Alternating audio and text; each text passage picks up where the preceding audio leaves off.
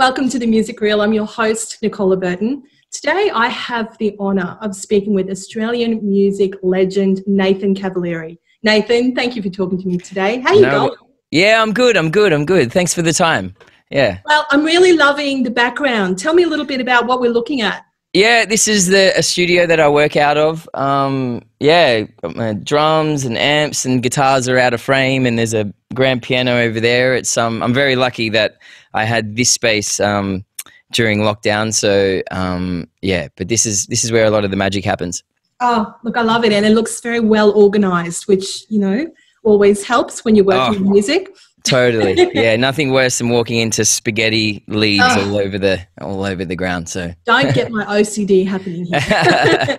Look, I wanted to start with a big congratulations. I watched the Australian Story featuring you, and I know Manny worked with you on Nat Cole and the Kings for a while, but I didn't know your full story. And it was just, they took us on such a great journey. Incredible achievements, dude, over the in such a short amount of time with the challenges that you had. I mean, you should be so proud of it. It just blew my mind. I was like, wow, congratulations. Oh, thank you. We were looking for somebody to partner up with to share my story, but the depths of it. As you know, often media platforms can have certain agendas, and but it was suggested that we team up with Australian Story, and they agreed, and we all had the same goal in mind, which was fantastic. I mean, there was quite a bit of nerves just as it was about to air, because I wasn't allowed to see an edit. So I'm diving into the depths of my journey. My parents, my whole family, artists that I look up to were involved, and I had no real idea of what the narrative was going to be in the end. So it's probably the first story that's been played back to me, featuring me, that has actually moved me emotionally. It was a strange feeling. So I think it'll serve also as a personal anchor moving forward, that body of work. So I'm absolutely stoked. I think that they did a great job, and I think that you did a great job with the way that you've worked with them. I have been actually following you for a number of years on Facebook with your little videos that you've been releasing about energy, mental health. Yeah. I think you really started the conversation in Australia about, in our industry, the struggles that we have that no one had talked about up until you actually brought it out. So I really wanted to, have this conversation with you about lockdown, because so many people are struggling with it. So let's start with what lockdown was like for you.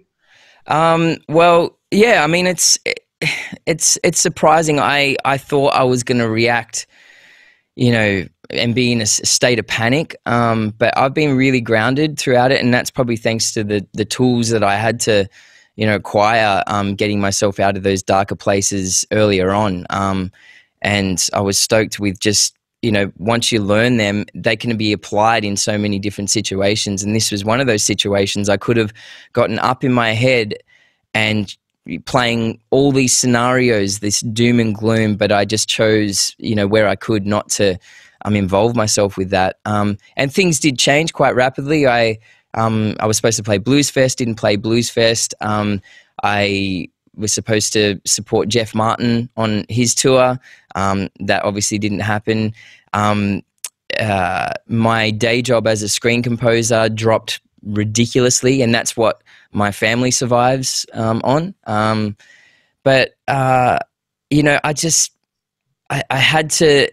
really embraced that word pivot, rather than thinking of it as a battle. Each time I get myself in a situation where I'm perceiving something as a battle, it's hard work. It's hard work, but pivoting, having a bit of faith, and go, all right, these were the plans, now they're not. What else can I do? How can I spend my time? And I know you might say, well, that's easy because you got a space like this, but there was a period where I couldn't even come here. So I just had a little setup in my garage and used it as time to be with the family. And I wrote, it was, I thought to myself, as artists, we're often hanging to just bunker down and create. And I have to see this as that opportunity. So you know, I've got a Australian Story came out a few weeks ago, and I released an album at the same time, and we've got a tour that is being booked in from October to November, December.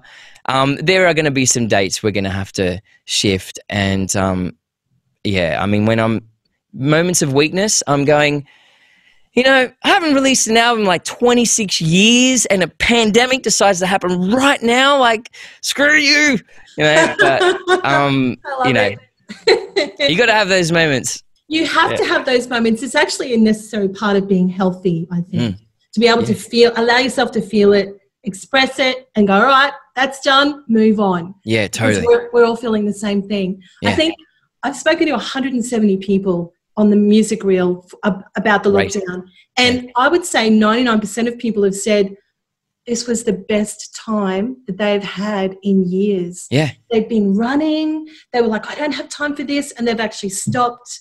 And they've done self-care, and they've looked after their health, and they've spent time with their family, and they've had the time to write and produce.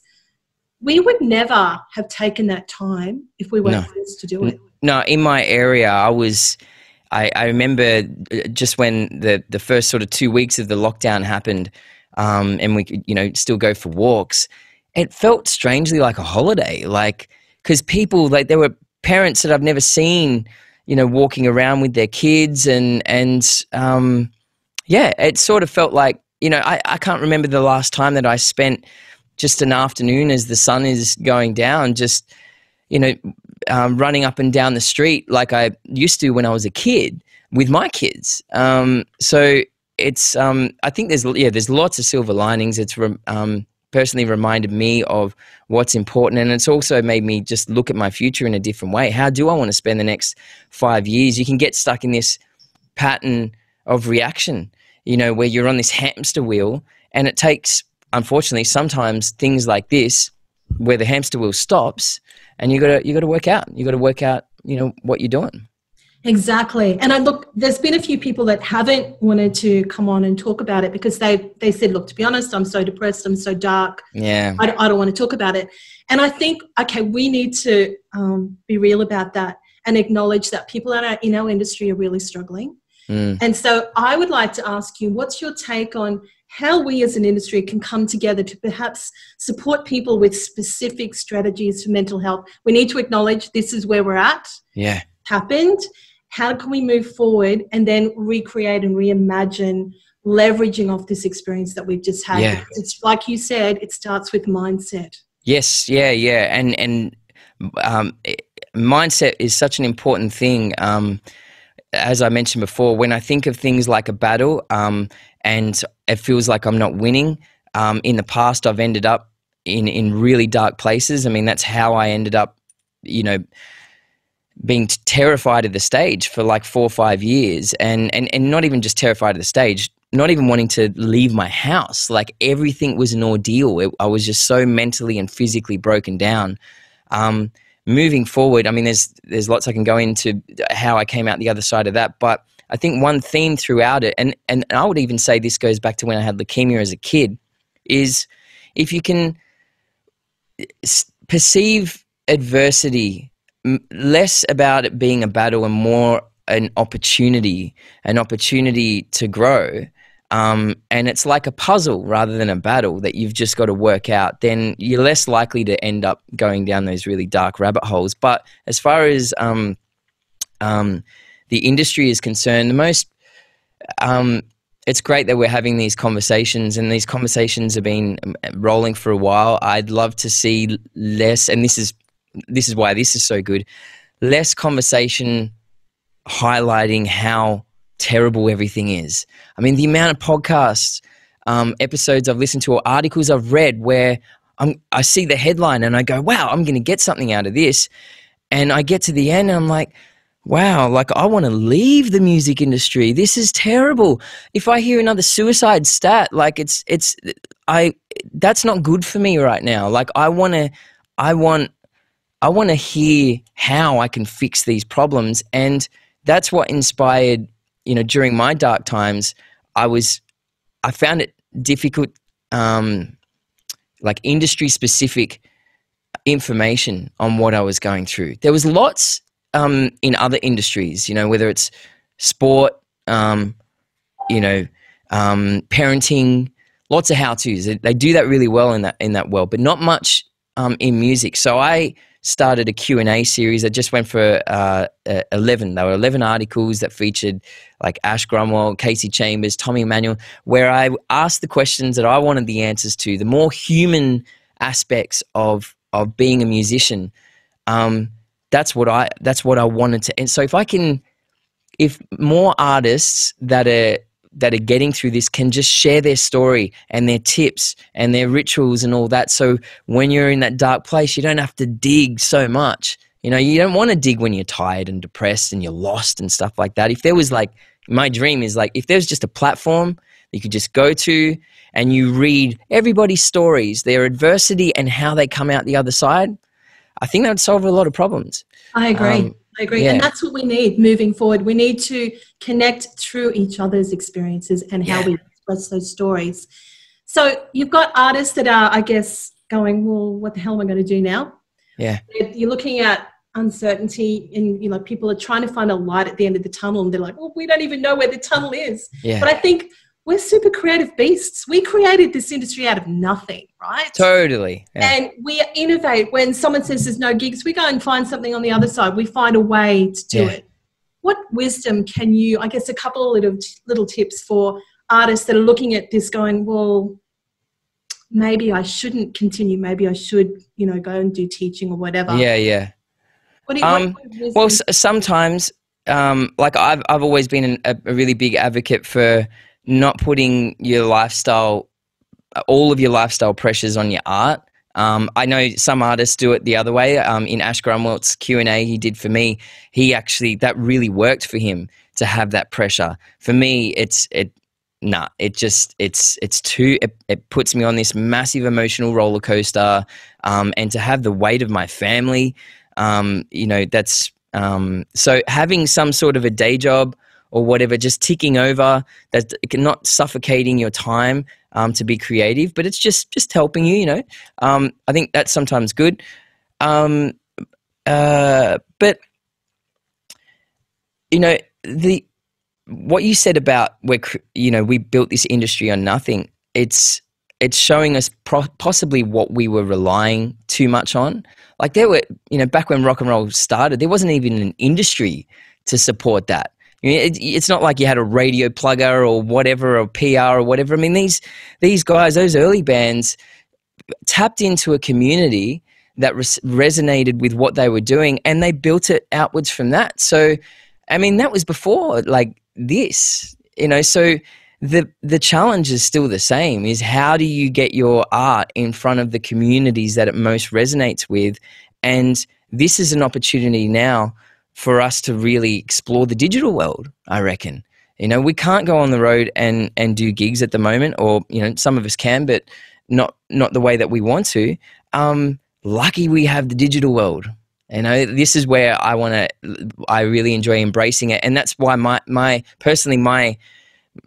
structure hasn't really changed. I'm just leaning a little bit more into the digital world, but I've always been proactive in trying to use, you know, digital platforms to get me to those communities around the world. It's a worldwide community, you know. I'm getting a lot of love on Twitch, actually. I just thought I'm going to think outside of the box here, and I ended up streaming on Twitch, and that's been a fantastic addition. It's not for everybody because it requires you to be on there for quite a long period of time, but it's got a financial model there that supports the creator. I would love to see more of that. And from an industry point of view, I mean, maybe, you know, like I said, adversity inspires growth. So hopefully the industry is now, and I'm starting to see it bubbling away, where they're going, all right, we need to make some changes to support the artist. So I think good things are going to come out the other side of this, where we've just seen it recently with Facebook adding the stars. So now fans can pay. So I feel like the industry will change to support the creator. And I mean, how amazing would that be when we come out the other side of this? you're not just getting money from your gigs and what you're doing from your gigs, but you can get money through what you're doing digitally. Yeah. Outside of just the song that you release. That'd be pretty cool. Yeah, and we've got access to everything, haven't we? Everything is at our fingertips, and it doesn't cost a lot of money. Like when you first started, you know, a few decades ago, it was quite cost prohibitive. Now, you have access to everything. All you need is your time and your perseverance to try and sort it out. Yeah, absolutely. Yeah, and that's why it sometimes pays to kind of go back in time. You know, like I mean, when people are complaining about, oh, you know, the streaming world is killing music and everything, and I'm like, hang on, back up a little bit here. Like, if I wanted to be heard in Germany when I released my my second album, I had to secure, first of all, I had to be signed to a label that was going to distribute there. I had to make sure that it was distributed there. And if it didn't sell, then it'd be taken off the shelves. My album is gone in Germany. Like, our stuff stays up there. The whole world can listen to it as long as we pay that, you know, what stupid amount, $10 a year or whatever it is for an album. That's pretty cool. We don't realize how lucky we are, Nathan. We really don't. But look, we've had an enforced holiday. We've had a reset. And now we've got the opportunity to really reimagine this industry and leverage off this experience. So it's actually not a bad place to find ourselves in, is it? I agree. Yeah. And again, like when the world dishes you something and it triggers things in you, I just trying to, you know, rather than how do I change the world, it's like use that as an opportunity to go inward and work out, all right, why am I feeling the way that I am right now, and what can I do inside to change that? Is it my beliefs? Is it my perception? Is it my habits? It always sounds super woo-woo and you know, but it's honestly how I got myself out of some really dark times. So no, it's not woo-woo. It's just actually being human, isn't it? Because we all go through the same experiences. Absolutely. What a great call to action you've actually issued today. Cool. Thank you for allowing me to do that. Yeah. For anyone who's watching it, share your story, listen to Nathan's, build your community, and really take hope in the resources that we've actually got available to us right now. Yeah. And one thing I wanted to add, and this is a really simple thing that surprises me why artists don't do it, is, I mean, this is a question for you. Why don't you think more artists give shout outs to their artist friends? Like when I go on social media, when I look at everyone's feed, it's about them, and that's cool. Yeah. But when your mate is touring or, you know, has dropped something and you think that your fans would like it, why don't I see more people shouting that out on their, you know, that's how community happens. I know they do it really well in the hip hop world and the electro world, but I'd love to see more of that as well. Yeah, because really it's only partnerships and community is how we grow any sort of business and enterprise. I don't know if there's some sort of competitive thing, but I think really there's no place for that. I think that if you're actually accessing a new network if you tag someone. Yeah. So it makes sense to actually share the love, promote each other, and you're actually building a community and together. And that's how scenes happen. I mean, we complain often about that there's not, you know, there's not really a scene here in Australia or whatever, but, you know, like in you know, decades ago, that's how scenes happen. Every band was kind of plugging their mates' bands and putting flyers, you know, their mates, you know, flyers on their cars and giving a shout out at their own gig. You know, if you like what we do here, our mates are playing next Saturday. I mean, as an artist, you pay a lot of money to try and get to those fans in the first place. So it really does matter, and not just in the physical world, but in the digital world as well. So I agree. So we're actually creating a new paradigm in this industry, people. Listen to what Nathan's saying. It's great advice. Really Thanks. Advice. All right, Nathan, what a great chat. Thank you for talking to me. Thanks for joining me. No worries. And I'm looking forward to seeing you when you're out on tour in October, November this year. Yeah, fingers crossed. Fingers crossed. Thank you so much. Cheers. Take care.